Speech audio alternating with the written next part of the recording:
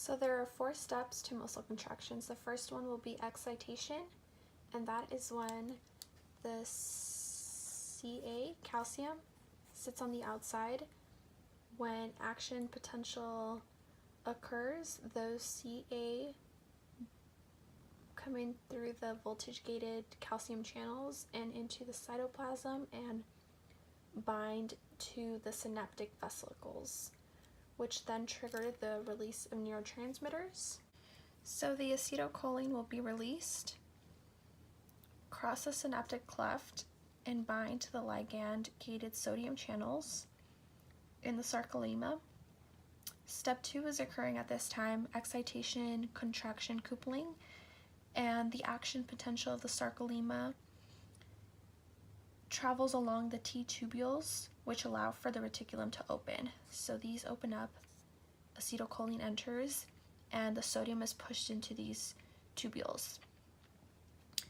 Calcium rushes out of the sarcoplasmic reticulum, this space right here, because the area becomes too positive and depolarizes.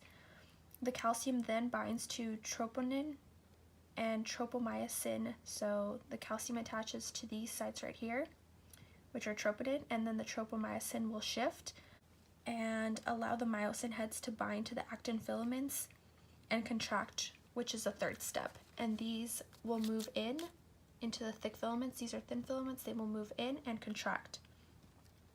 Now for the fourth step, relaxation, acetylcholinesterase will come in right here, which is an enzyme that will break down acetylcholine in the synaptic cleft, and it will eat up the acetylcholines in these ligand-gated sodium channels. Take this away, allowing for relaxation to happen.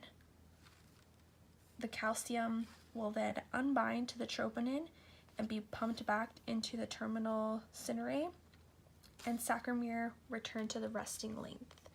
So this space right here. The last part will be the anatomy of the myofibrils. Right here are the Z discs, and those are proteins that actin filaments are connected to.